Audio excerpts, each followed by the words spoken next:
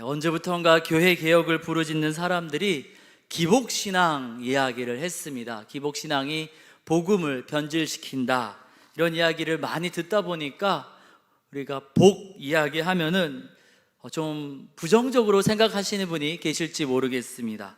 그런데 복 받기를 기원하는 신앙을 우리가 사전적으로 기복신앙이라 이야기하지만, 우리가 하나님께 복 받는 것 자체를 부정적으로 기복신앙이라 말하지 않습니다. 재물, 무병장수, 자손 번창 등의 이 땅의 복을 얻기 위해서 하나님을 도구와 수단으로 여길 때 우리가 기복신앙이라 이야기하면서 그것이 옳지 않다 말하는 것이지, 하나님께서 주시는 복을 누리는 것은 잘못된 것은 아닙니다. 하나님은 창세기 1장에 보니까 사람을 지으신 이후에 복을 주셨습니다. 그리고 그 복으로 사람은 살 수 있었습니다. 하나님의 복이 임할 때 우리 사람은 살아갈 수 있습니다. 창세기에서 뿐만 아니라 우리 일상은 우리 힘, 우리 능력만으로는 살 수 없습니다. 이사야서에서도 말씀하시죠. 인생을 의지하지 말라. 그 호흡이 코에 있으니 샘할 가치가 의지할 만한 것이 어디 있겠는가. 사람 의지할 수 없습니다. 믿고 의지한 모든 것들이 다 무너질 때가 너무나 많이 있습니다. 우리는 하나님의 복이 임하여야만, 하나님의 은혜가 있어야만 살 수 있는 존재들입니다. 역대상 4장에 보니까요, 야베스라는 사람이 등장하는데, 야베스의 뜻이 슬픔, 고통, 이런 뜻입니다. 어머니가 이 야베스를 낳다가 힘드셨나 봐요. 그래서 아유 고통아 하고 이름을 붙였다는데 별명이 아니었을까 생각이 됩니다. 삶이 너무나 고단했습니다. 그래서 하나님께 복을 주십시오 기도하지요. 주님이 그 기도를 들으시고 복을 주셨습니다. 그래서 환난에서 벗어나 근심을 떠날 수 있었다, 성경은 기록하고 있습니다. 높은 자나 낮은 자나, 나이 많은 어르신이나 젊은 어린아이나, 우리는 하나님의 은혜, 하나님의 복이 필요합니다. 그것을 잘 아시는 우리 주님께서 높은 자나 낮은 자나, 권력이 있는 사람이나 없는 사람이나, 어르신이나 어린아이나 모든 사람들을 불쌍히 여기사 죄와 사망과 슬픔과 고통에서 구원하시고자 하나뿐인 아들 예수님을 우리에게 주셨습니다. 우리에게 복이 필요한 걸 아시기에 오늘 율법을 주시면서도, 우리가 읽은 말씀 신명기 6장 24절에서도 이렇게 말씀을 들려주십니다. 규례를 주셨습니다. 율법을 주셨는데 이 이유를 이렇게 설명하죠. 우리가 우리 하나님 여호와를 경외하여 항상 복을 누릴 수 있도록 율법을 주셨다라는 겁니다. 출애굽하여서 구원받은 것에서 끝나는 것이 아니라, 출애굽 이후에 가나안 땅이라는 하나님의 계획이 있었습니다. 우리도 예수님을 주로 고백하면서 십자가 사랑을 의지하여서 하나님의 자녀가 되어서 천국 행티켓을 얻은 것에서 끝나는 것이 아니라, 예수님을 주로 고백한 이후에 이 땅에서 또 하나님 나라에서 우리를 향하신 하나님의 크고도 놀라운 계획, 큰 복이 있습니다. 그래서 주님은 그 복을 누리도록 이스라엘 백성에게 율법을 주셨고, 예수님을 주로 고백하는 우리도 주의 말씀, 주의 율법을 따라 복을 누리도록 허락하셨습니다. 어떤 사람들은 예수님을 믿은 이상 구약의 율법 필요 없지 않겠습니까? 질문하실지 모르겠는데요, 우리 예수님 마태복음 5장에서 이런 말씀을 들려주십니다. 내가 율법을 폐하러 온 것이 아니요 완전하게 하려 함이라. 바울도 율법이 악하다라고 말하지 않습니다. 로마서에 보니까요, 믿음으로 율법을 파기하느냐, 그럴 수 없답니다. 예수님 잘 믿으면요, 예수님이 잘 믿으면 예수의 영신 성령으로 인하여서 율법을 잘 지키게 됩니다.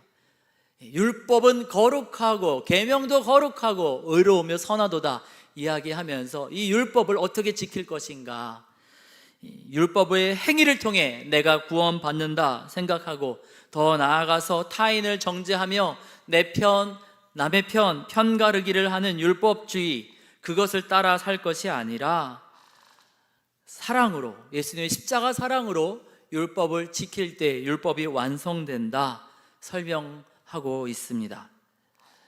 율법은 거룩하고 선하며 우리를 바른 길로 인도하는 그런 하나님의 복의 통로라. 이 구약 시대 때 복을 주시기 위해서 율법을 주셨다 하셨는데 십자가 사건 이후에도 거룩으로 신령한 복을 얻도록 주님은 우리에게 율법을 보게 하시고 율법을 또 통해 하나님의 뜻을 알게 하십니다. 디모데후서 3장 말씀 보니까요, 모든 성경은 하나님의 감동으로 된 것으로 이 모든 성경을 통해서 하나님의 사람으로 온전하게 하며 선한 일을 행할 능력을 갖추게 된다 설명합니다. 바울 시대 때의 성경은 우리처럼 서신서, 복음서 이런 거 없었습니다. 이 구약 성경을 이야기합니다. 율법서, 선지서, 시가서를 이야기하지요. 이 말씀을 십자가 사건을 통해 구원받은 백성들이 읽게 되면은, 우리 그리스도인들이 구약 성경을 읽으면 하나님께서 그 말씀을 통해서 바른 길로 인도하시며 예수의 사람답게 살 수 있게 이끌어 주신다, 주님 말씀하여 주시고 계십니다. 이 율법을 그러면 우리가 어떻게 지키면 좋겠습니까? 오늘 우리가 읽은 신명기 6장에 보니까 주님은 이렇게 율법을 지키라 우리에게 말씀을 들려주시는데요, 첫 번째로 하나님을 사랑함으로 이 율법을 지키라 알려주십니다. 1절에서 하나님께서 명령과 규례와 법도를 주셨다 하시면서 3절에 이 주신 율례와 법도와 규례를 행하라, 듣고 행하라 명령하십니다. 먼저 들어야겠죠. 듣는 것이 먼저입니다. 들은 다음에 이것을 실천하기 위해서 또 노력하라 하십니다.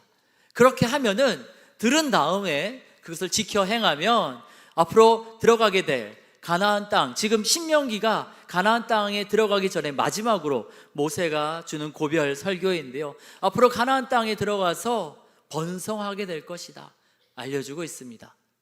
하나님이 주실 복, 그 은혜, 그 사랑을 기대함으로 이것을 듣고 행하라 하시는데요, 어떻게 행하면 좋겠습니까? 그 마음가짐을 5절부터 알려주고 있습니다. 5절 말씀 보니까요, 마음과 뜻과 힘을 다하여 하나님을 사랑함으로 이 율법을 지키라 하십니다.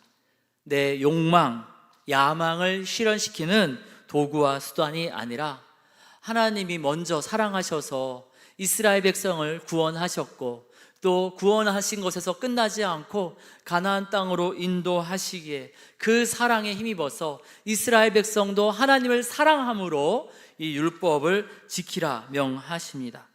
하나님을 사랑해서 하나님의 뜻을 따르는 것은 구약의 말씀만이 아닙니다. 신약의 요한복음 15장에 보니까 우리 예수님 이런 말씀을 하세요.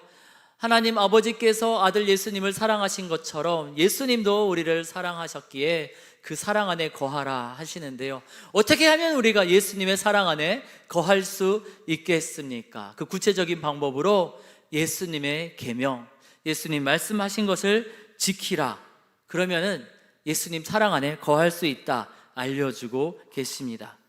계명을 지키라, 그러면 사랑 안에 거하리라가 아니고요, 먼저 사랑 안에 거하라, 그리고 계명을 지키라 말씀하십니다. 구약의 율법도 신약의 예수님 말씀도 법과 규칙을 지키기에 앞서서 사랑하는 마음이 먼저입니다. 그런데 그 사랑도 우리가 사랑하면 하나님이 우리를 사랑하신다가 아니에요.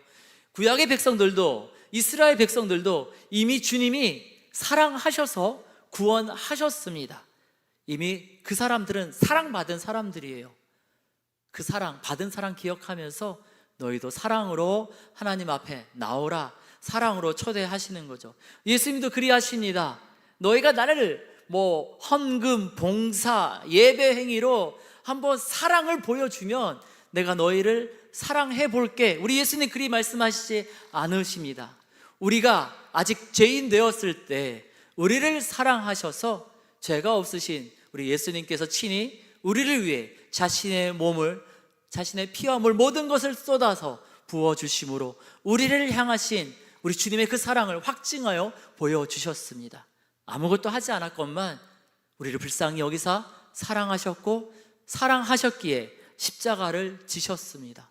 2000년 전 그 십자가 사건을 바라보며 그 사랑을 깨닫고 누리며 그 사랑으로 주의 말씀 앞에, 주의 계명 앞에 나오라고 초대하시는 것이지요.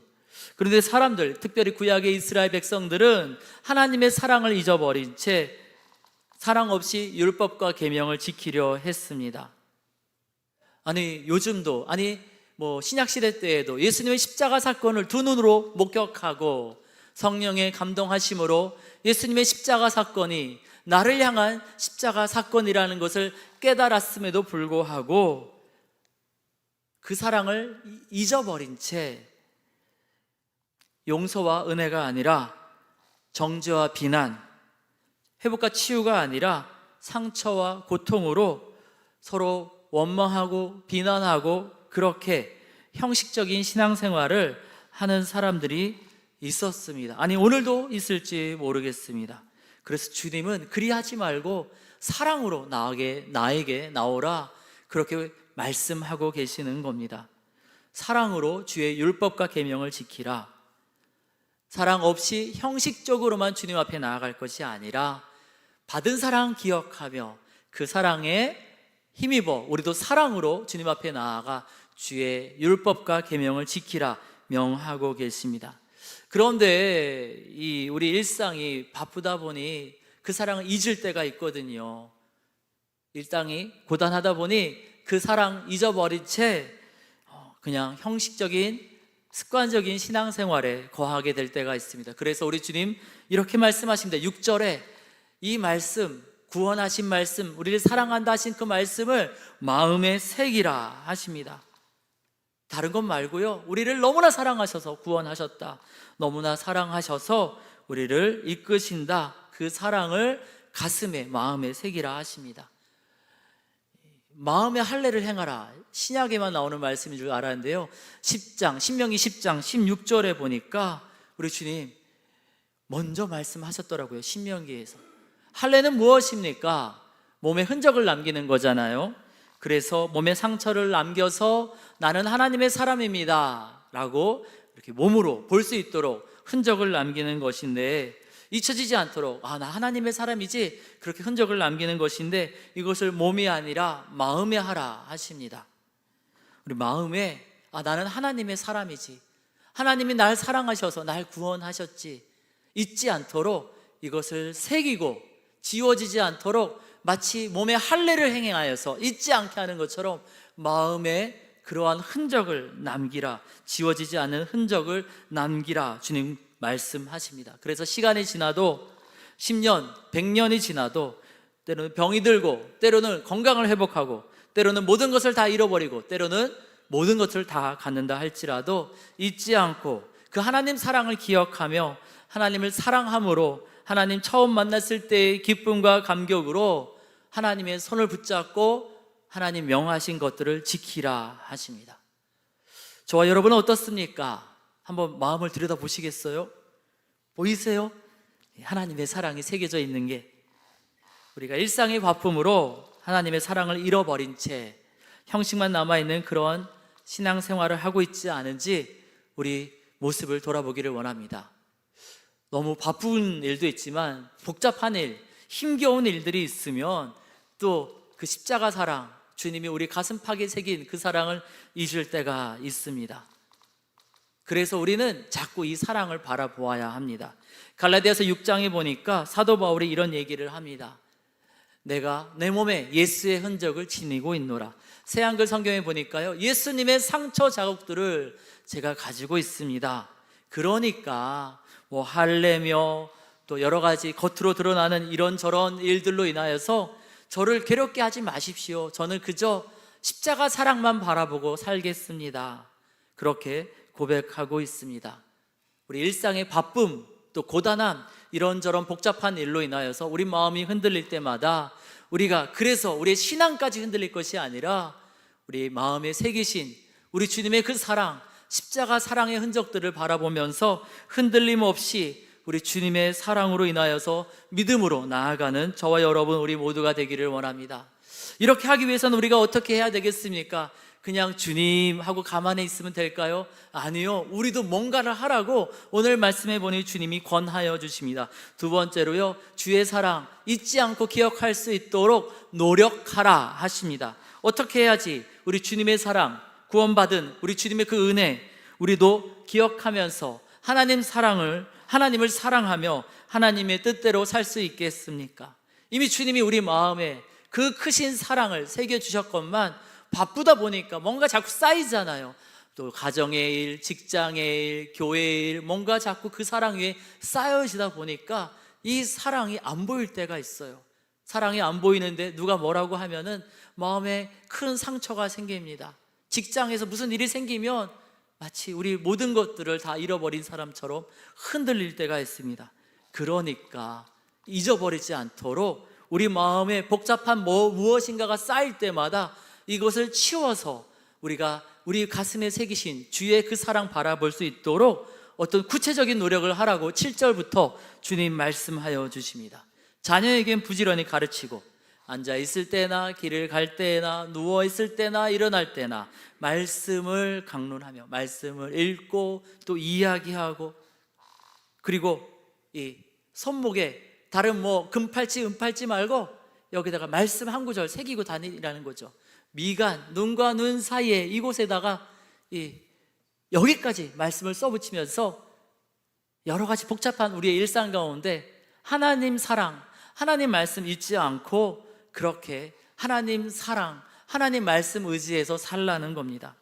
영어 속담에 보니까 눈에서 멀어지면 마음에서도 멀어진다, 이런 속담이 있는데요, 안 보면 멀어집니다. 우린 그런 연약한 존재입니다.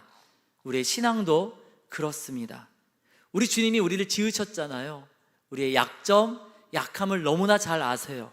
그래서 그 약점으로 넘어지지 않도록 구약의 신명기에 보니까 열심히 말씀을 곳곳에 붙여놓고 그 말씀을 보면서 하나님의 사랑을 잊지 말고 기억하며 살라 말씀하십니다. 그렇다고 여기다가 이렇게 성경 구절 문신 새기고 다닐 수는 없고 손목에도 그렇게 하기 어렵잖아요. 이 말은 무슨 말입니까? 그 정도로 말씀을 듣고 말씀을 잊지 않기 위해서 노력하라는 거죠. 다시 말해 말씀 듣는 자리에 힘내어서 참여하라는 겁니다. 말씀 듣는 그 자리에 가라는 겁니다.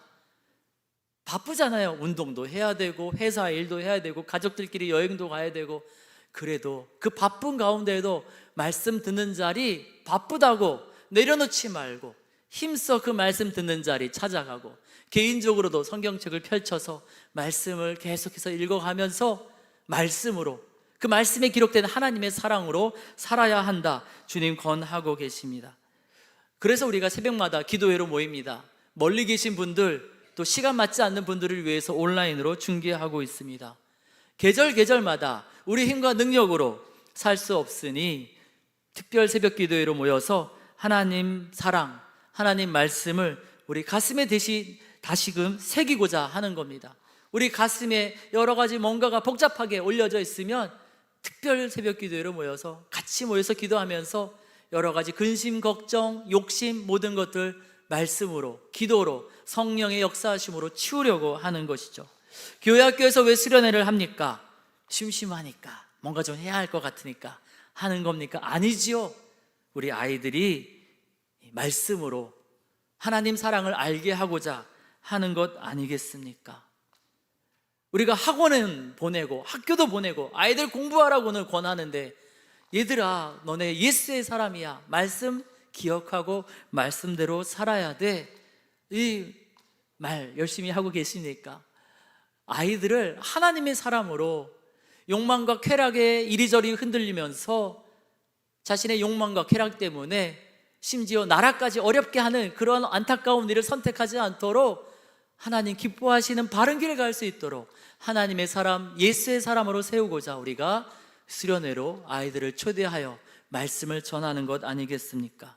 어떤 교회는요, 애들만 그러면 안 된다, 우리도 어른들도 노년도 그리해야 된다 해서 장년부 수련회, 노년부 수련회를 하는 교회도 있다고 하더라고요.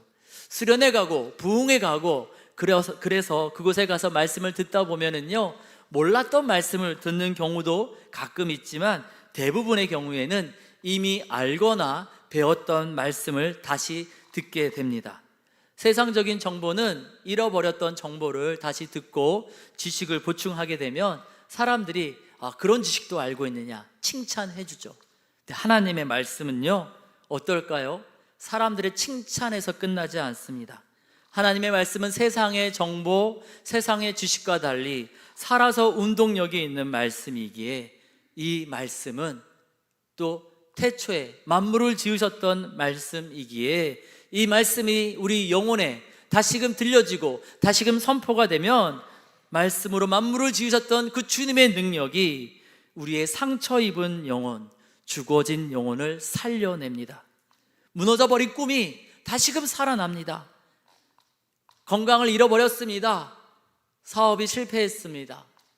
사람들에게 따돌림을 당하여서 외로움으로 인하여서 눈물이 솟구쳐 오른다 할지라도, 그래서 기쁨이 다 사라졌다 할지라도 말씀을 읽으면, 말씀을 들으면 하나님의 그 말씀이 우리의 영혼을 위로하십니다. 상황은 달라지지 않았는데 절망과 낙담, 낙심, 우울감이 아니라 하늘로부터 내리는 위로와 평강을 누리게 됩니다. 빌립보 감옥에 들어간 바울과 실라가 그리하였잖아요. 좋은 일 했다가 거짓 고발로 고소를 당합니다. 감옥에 갇혀서 몸이 다 부서질 정도로 맞았습니다. 깊은 감옥에 들어갔는데 말씀을 기억하며 찬양하고 기도하였더니 그들의 그 억울한 마음이 위로받게 됩니다. 기쁨으로 찬양하게 됩니다.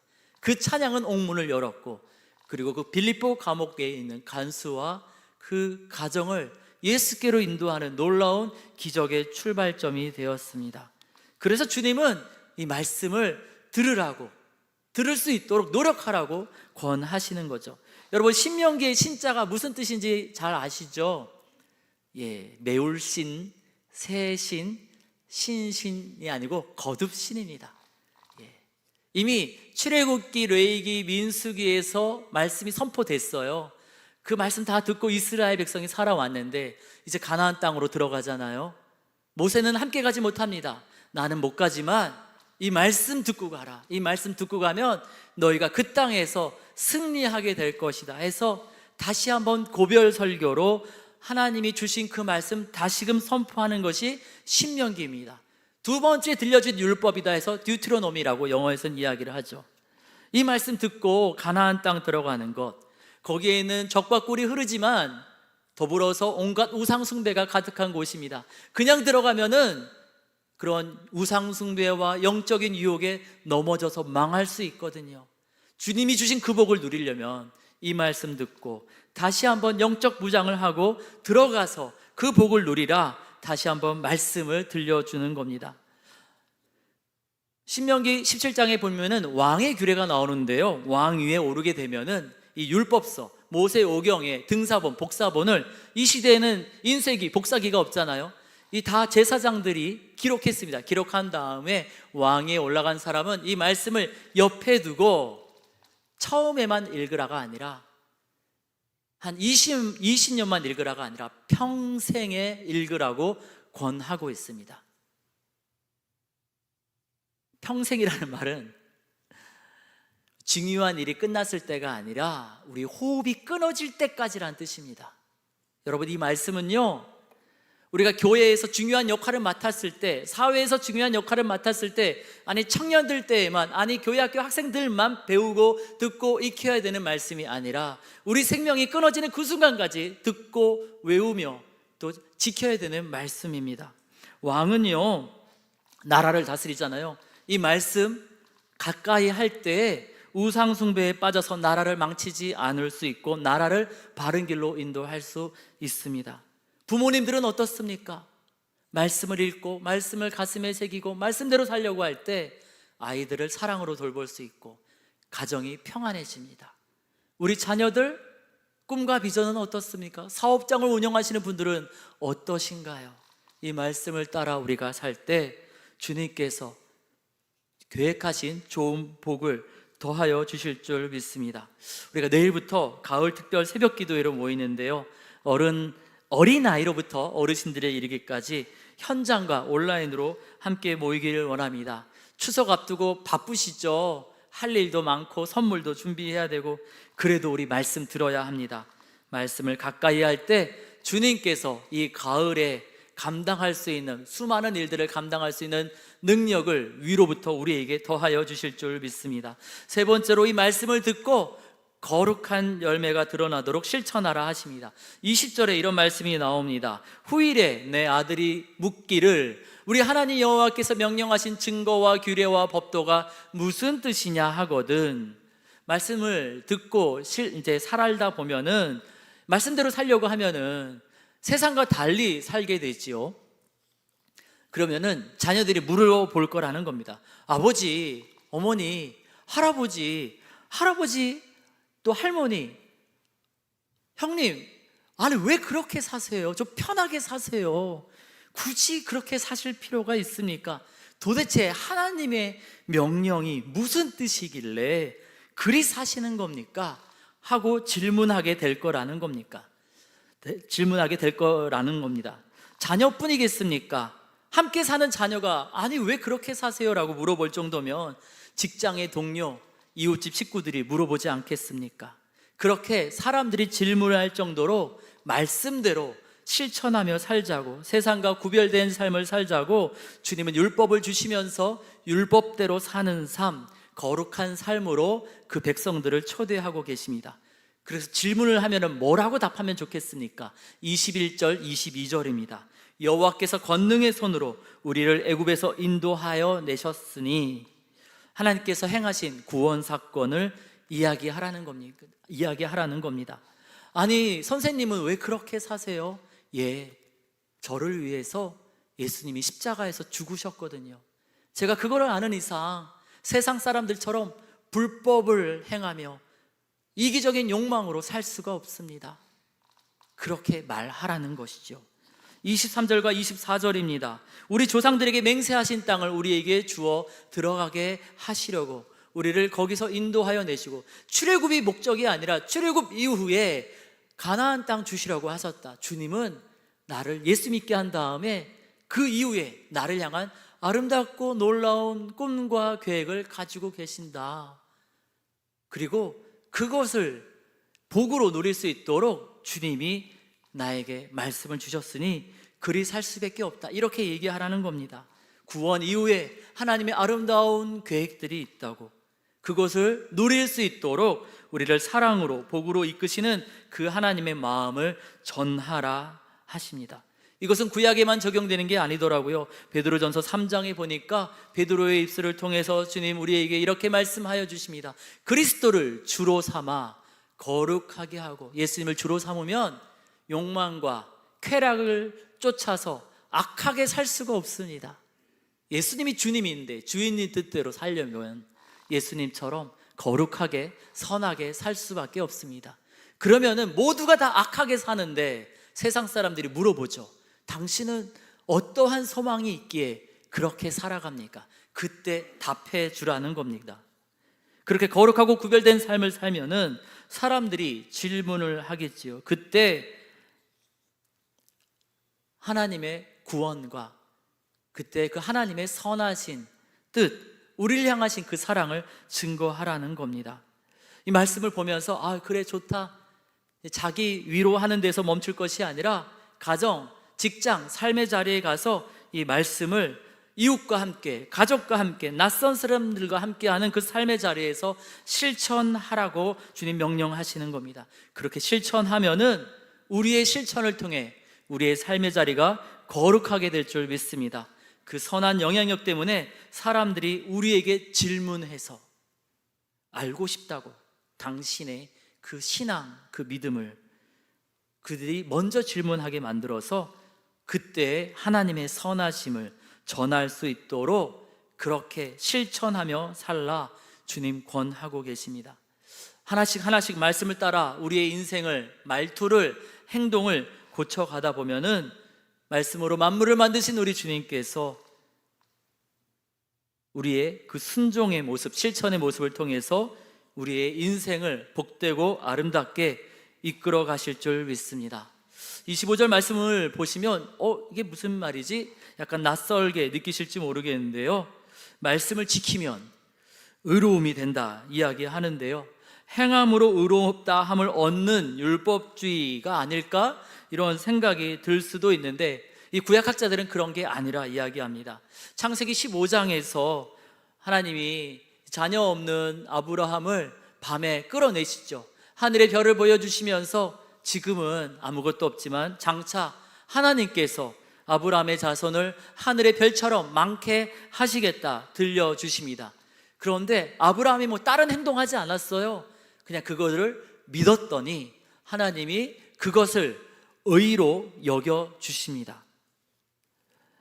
합당한 행동을 하지 않았건만 그냥 믿었을 뿐인데 의로 여겨주신 것처럼 이제 가나안 땅을 향해 들어가는 이스라엘 백성들이 율법을 온전하게 지키지 못한다 할지라도 사랑으로 지켜라, 한번 노력해보자, 그리고 사람들이 질문을 할 만큼 한번 삶의 자리에서 실천해 보렴, 그렇게 주님 말씀하시고 초대하시는데 그 초대에 응답하여서 좀 부족하더라도 도전하면은 그 도전하는 마음, 도전하는 노력을 주님께서 은혜로 받으사 의롭다고 여겨주시겠다는 겁니다.